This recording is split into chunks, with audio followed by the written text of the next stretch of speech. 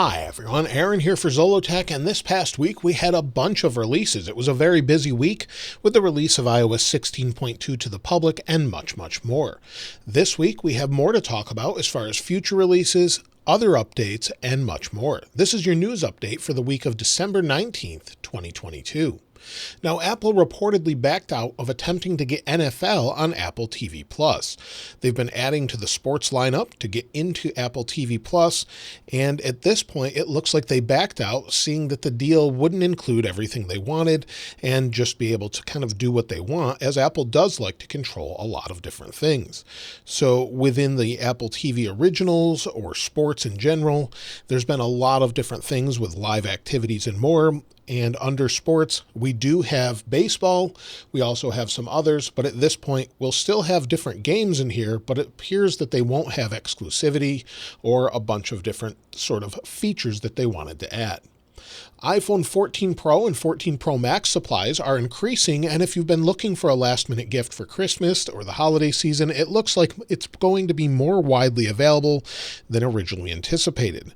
Depending on where you check what your local Apple store is like, it could be available now or ship within 1 to 2 weeks, so you may or may not be able to get it in time. However, last time I checked this, it was available in my local Apple store, so be sure to check this regularly if you're trying to get one.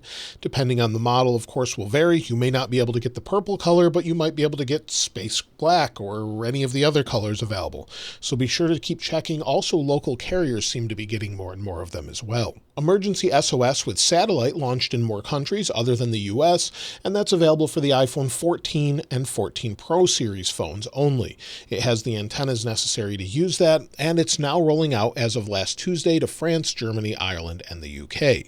If you want to try it out and you have an iPhone 14 series phone, just go into your settings, go to Emergency SOS, and at the bottom you can try a demo of Emergency SOS via satellite. This will show you the actual satellite connectivity in your area, show you what it's like to use, and just sort of give you an overview of what it's like.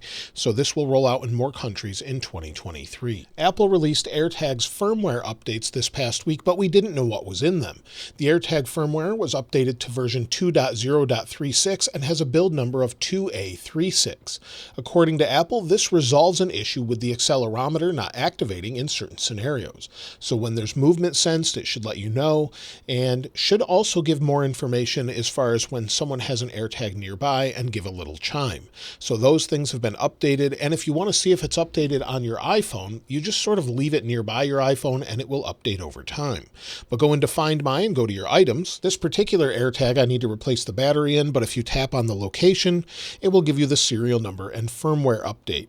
Most of my AirTags have been updated already, and they just update on their own. At this point, by the time that they've been out, about a week or two at this point, they should be updated, but again, just leave them nearby and they update on their own. There's no way to force that update. Now, this past week, of course, we had a bunch of different updates, but one update I didn't mention was the update to a Safari technology preview.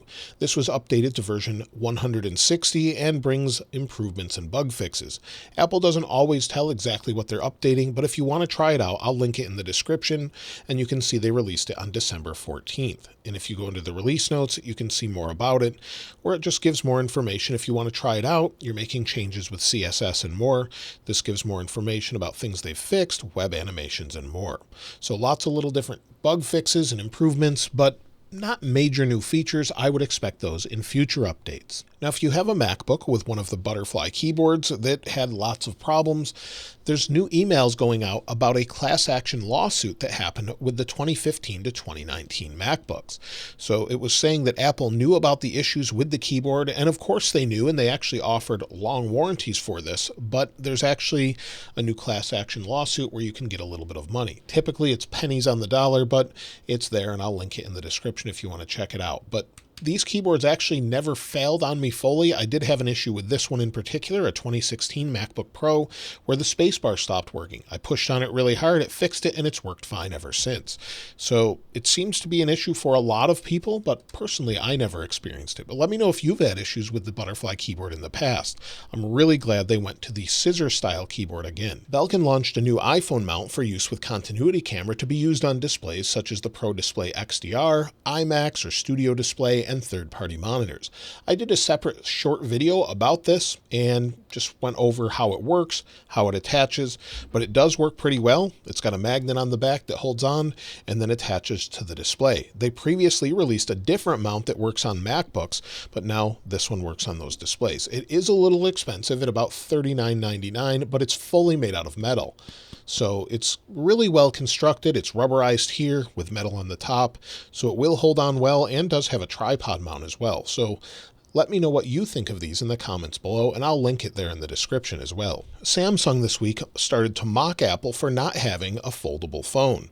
Now, I actually like the foldable phone in the sense that there's something about it that's just nice to use. The display is really close to the surface, but it doesn't offer any practicality for me. It doesn't really reduce in size. It's double the thickness, and I've asked you on Twitter what you think of this as far as would you buy a foldable iPhone if Apple were to actually make it. After 11,000 votes, only 20% said they would for sure buy one. And so some people think maybe, and I'm in sort of the maybe camp. I would have to see some sort of usability for this. I prefer carrying an iPhone and carrying an iPad. I don't necessarily want one that opens up into an iPad. Maybe if it rolled or slid open, that would be different. But let me know your thoughts on foldables in the comments below. For me, it's more of a gimmick, or if you really want something that sort of is more compact but double the thickness, again, I just don't see the use case for me personally, but let me know what you think about it. With the introduction of iOS 17 in June, iOS may change drastically in the near future to comply with new laws in the EU, stating that iOS must be open to allow for third-party app stores and more open apps. Apple would have to comply by early 2024, meaning it would have to be implemented in iOS 17 or later iOS 17 updates. With this, we could see new app stores or side-loading of apps, and this would also include web browsers, which currently run WebKit and basically just have skinned versions. So if you have Chrome on your iPhone, it's basically Safari with just a skin over the top. The same is true for any other browser. They may allow for full browser integration in future updates. Additionally, Apple may have to open up iMessage to more third-party integration, meaning that it would have to communicate with other apps. And so all of these laws seem to have to be implemented by 2024. And so with iOS 17, we could see much more customization and openness of the OS altogether. Now, personally, I don't mind them opening up an app store to third-party apps. The reason is you don't have to use them, and also we have that on Macs, and we have for years. So you can install third-party apps. I use some on my Mac that aren't in the App Store, and while you can technically open yourself up to vulnerabilities, many app developers just want to have the 100% share of their app, or sometimes you need to integrate things into the audio parts of the OS that you can't do through the App Store, such as different apps I've used in the past. So let me know your thoughts about this in the comments below. Of course, with iOS 17, I hope there's much more. I would love for a redesign of the icons. The flat design has been around for a long time. I would like to see Apple add a little bit more depth, maybe bring some skeuomorphism back and other things. But let me know your thoughts about that in the comments below. As far as deals this week, we have some pretty good deals on the M2 MacBook Air. This is actually one of my favorite devices, although it's a fingerprint magnet, as you can see here. I really like this overall design. It's down to $1,049 to start on Amazon or B&H Photo, sold directly by Apple on Amazon, and B&H Photo has been selling Apple products for years. And I use this all the time for general use, notes, and things like that. You can even edit 4K video on it. I'll link it in the description. Also, it appears AirPods Pro 2 are back down to $199 on Amazon, sold by Apple. I'll leave affiliate links if you want to check it out. That means I'll get a little bit of money if you buy it from there. If not, just search on Amazon and check it out yourself. Also, there's some deals on iPads, and again, I'll link all of these in the description below. Now, iOS 16.2 has not been perfect still. We've had a bunch of different releases, and iOS 16.2 still has some bugs. Some people have severe battery drain and much more. However, we could see Apple patch some of this with an iOS 16.2.1 until we have iOS 16.3 with major updates. At this point, though, I don't think we'll see an update until after Christmas and New Year's. And typically, Apple does not update things in this time frame as everyone goes on vacation. So we have Christmas just about a week away or so, and then, of course, New Year's after that. And then usually the second week of January, we start to see different beta updates with iOS 16.3 Beta 2. I would expect it in the second week of January, and then maybe we'll have a 16.2.1 also to patch a bunch of bugs or issues. Hopefully we see that. Apple hasn't said anything though. As far as leaks and rumors this week, there's a lot to talk about regarding Mac. We're waiting for some major updates very, very soon.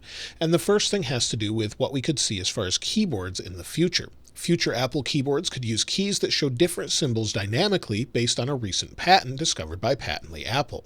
Depending on what you're doing on the keyboard, it could show different characters and more, and we've seen this on some OLED display-based keyboards, but nothing really mainstream.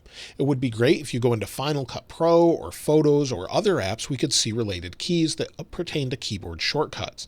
So it would be great if Apple made sort of a mainstream version of this. Instead of a touch bar, we could have sort of a keyboard that does the same thing. In the future, we're expecting a new 15.5-inch MacBook Air as soon as spring, according to different leaks. This is according to Ross Young, who has a very good track record, saying that Apple's working on a 15.5-inch display that would be made for a MacBook Air.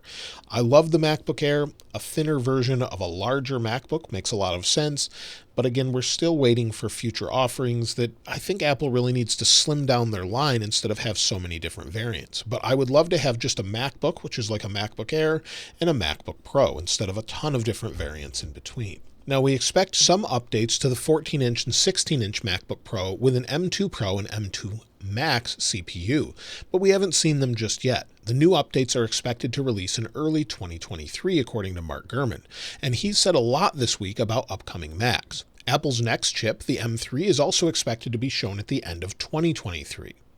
Mark Gurman also said that Apple is still interested in an iMac Pro, but so far we haven't heard more about it, as they're sort of facing delays with that in the Mac Pro. Apple didn't meet their 2-year timeline of a full conversion of Macs to Apple Silicon, and we still haven't seen the new Mac Pro that was promised to be shown soon at a recent Apple event. But it's expected next year, as Mark Gurman says, it's in later stages of development. Instead of having a new M2 Extreme chip, Apple is apparently not going to make that and instead rely on an M2 Ultra chip with up to 24-core CPU, 76-core GPU, and at least up to 192 gigabytes of RAM. However, unlike the Mac Studio, a new Mac Pro would be expandable with memory, storage, and more, like the current Mac Pro. Also, Mac Pro production is expected to move out of Texas and into Asia and be assembled in Vietnam. So Apple was assembling Mac Pros in Austin, Texas. It's expected that they're going to assemble them elsewhere now. And then we're going to see updates to the Mac Mini to be offered with the M2 and M2 Pro options. And then Apple is still working on new Mac displays. We've been expecting new Apple monitors for some time with a Pro Display XDR refresh, but getting a mini LED display, and also studio displays with mini LED and ProMotion. Mark Gurman has once again confirmed Apple's plans to release new displays that would also feature Apple Silicon like the studio display does. According to Ross Young, he states that he believes Apple will ship new displays in early 2023. So lots of different confirmations that we should see a lot of different things in early 2023. Maybe instead of Apple releasing them at the end of the year, they'll make up by releasing them at the beginning of the year this year. So lots to look forward to there. Of course, we could expect the new AR/VR headset, as well as much, much more as far as new operating systems and updates there. Let me know what you're most excited for going into 2023. I'd love to hear from you in the comments below. And of course, I'll link this wallpaper in the description like I normally do. If you haven't subscribed already, though, please subscribe. And if you enjoyed the video, please give it a like. As always, thanks for watching. This is Aaron. I'll see you next time.